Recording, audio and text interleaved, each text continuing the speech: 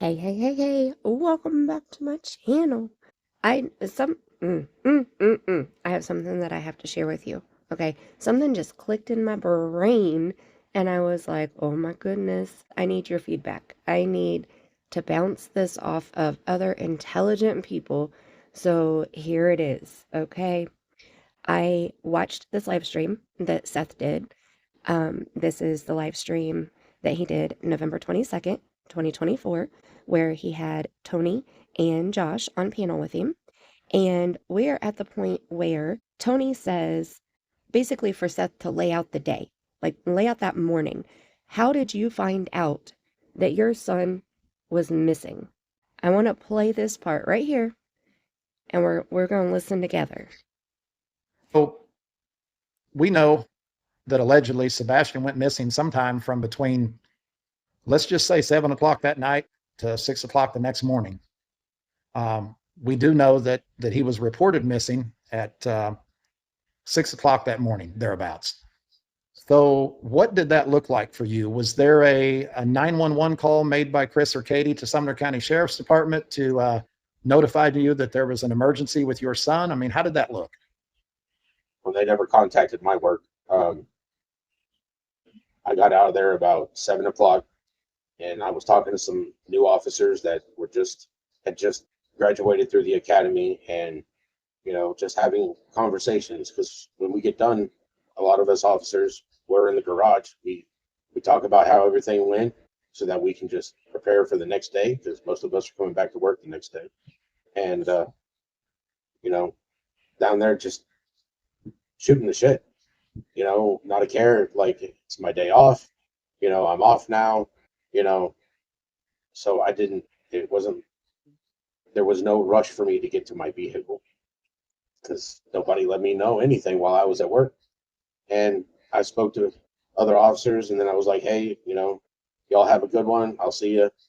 The next day we work, and I got in my truck about 7:20, and I saw that I had a missed phone call and a text message from Christopher Proudfoot saying, and 911, and that's when I turned around and I called, and that's when I found out my son was missing.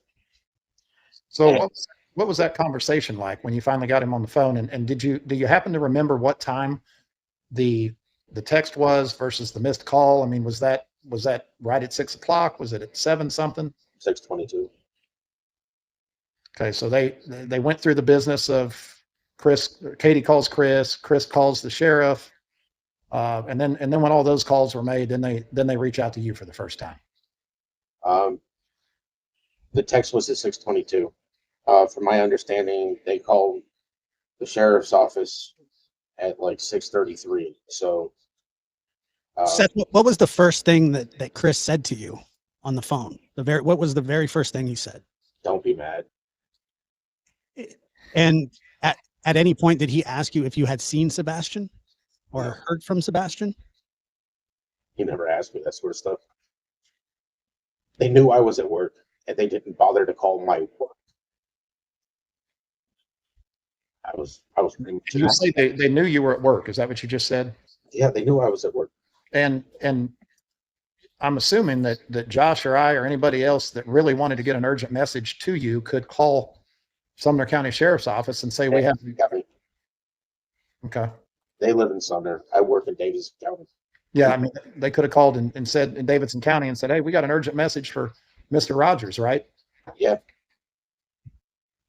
Had you ever gotten messages like that before, or ever gotten somebody called up there trying to get a hold of you, or no? no, I haven't. There's never been any emergencies or anything. Um, I've gone as far as on my refrigerator, and I had given Katie a copy of it, but I have a whole list of the number to call and then the extensions for every pod, including at that point in time would have been my lieutenant's office as well. I mean, there's every extension to get into dispatch, to get into the lieutenant's office, the sergeant's office. Every pod, there's an extension that you would have been able to, you know, to get to. So they really didn't even need to look for that. You gave it to her. Yeah. Chris said afterwards that they didn't have it. So, Okay, so I know that that was a big chunk that I just played there, but I did that for a reason because he specified that his text he got was at 6:22 a.m., that he believes that they called the sheriff's office at 6:33 a.m. or something like that, somewhere close to that. Okay, so he did get the text before they contacted the sheriff's office. Now, the way that this played out, right? Katie calls Chris. Chris calls the sheriff's office on three-way. Chris tells Katie to get home while he's still on the phone talking to the sheriff's office, right? Because they're going to be getting to the house, so you need to get back there. That's his words during an interview. He said that. So he had already texted Seth. He had already tried to call Seth at this point. So they contact the sheriff's office, but they never called Seth at work. They never called 911, and they never called Seth at work. Now, what do those two things have in common? If they would have called 911, and if they would have contacted Seth at work, what would those two things have in common? They both would have been recorded. If Chris or Katie would have called Seth at work, the call would have been recorded. Now, I know that there's been talk that Chris or Katie, which, I mean, Katie's the one who couldn't find her child.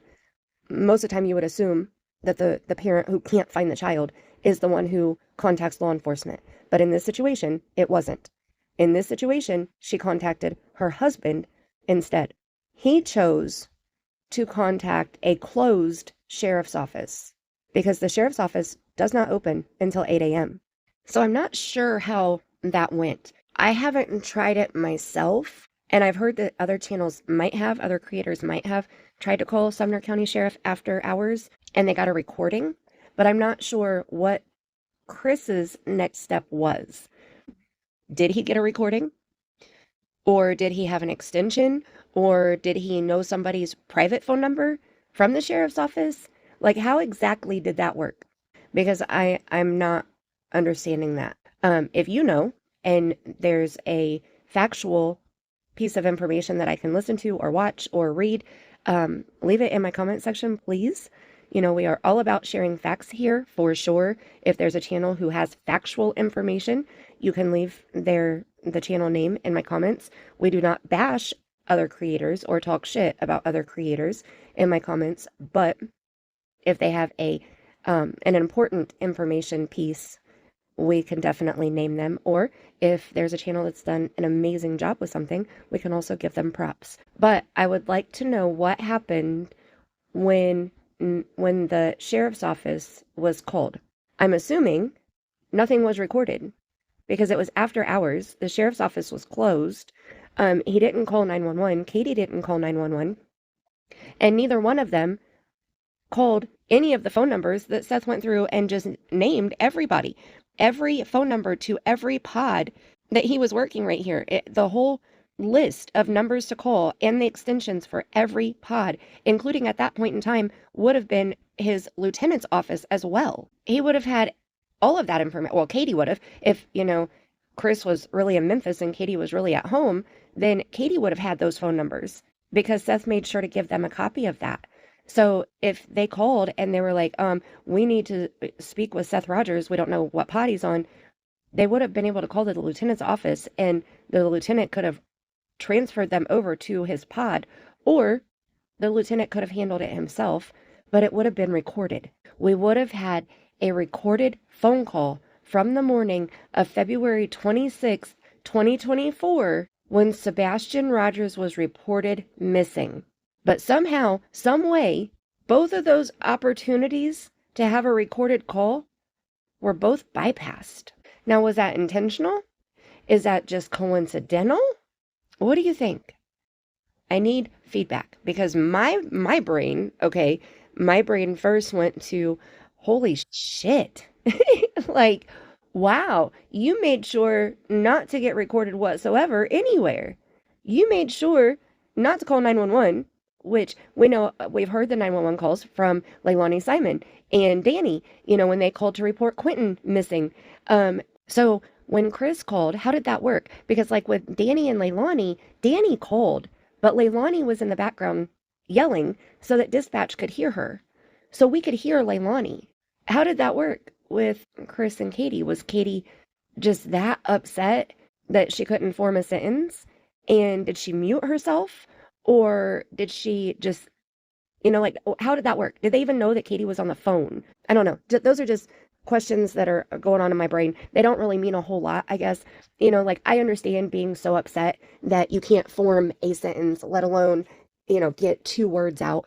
The day that I pulled up to my home and it was still smoking from the house fire that we had, and I had to call my mom and let her know, I was so upset. I couldn't speak. I was trying, but I couldn't speak. My mom was like, I cannot understand a word you're saying. Is there somebody around you that I can talk to? And I gave the phone to my neighbor, and she's the one who was able to translate what I was trying to say. So I do understand being so upset that you cannot get the words out.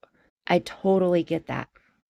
So is that the state that Katie was in at that moment in time? But it wasn't recorded anywhere because Chris didn't call 911 on 3-way, and he didn't call Seth at work before he contacted law enforcement. So there it is. I don't know. What do you think? Let me know. I don't want to take up too much of your time. I will leave this link for this live stream in the description box so you can go watch it yourself if you have not already. We started right here, 11 minutes and 30 seconds. That's where we started. So if you want to go listen to it one more time on your own, you want to listen to more before, more after. If you have not watched this whole live stream, I encourage you to do so. I am so proud of Seth for continuously saying his son's name. He is continuously out here making sure that nobody forgets Sebastian Rogers is still missing. Over 8 months, Sebastian Rogers is still missing. And Seth Rogers is the one who is keeping his name in the public eye right now. So I give him mad props for that. So leave me a comment. Let me know. Let's finish this conversation in the comment section. Make sure you hit the thumbs up. Hit subscribe if you haven't already. Ring-a-ding the bell because you never know when I'm going to go live or when I'm going to upload a random video like this. But I am very curious what you guys think. Did they intentionally bypass every possibility of them being recorded on that morning? Now, obviously, that only works up until law enforcement arrived, because I'm hoping that law enforcement had their body cams on. Hopefully, we will have body cam footage someday. Sooner than later, hopefully, someday. After Sebastian is home and the case is closed. I'm very interested to see the body cam footage from that morning. I know law enforcement was out there doing the best job that they could, calling in all of the agencies that they could, getting all of the boots on the ground, all hands on deck. They were kicking ass, getting as many people in there as they could. So I know that I've heard that from all 3 of these parents. So that's it. Thank you so much for watching. Until next time, may you have the kind of day that karma feels you've earned. And until next time, I love you bunches.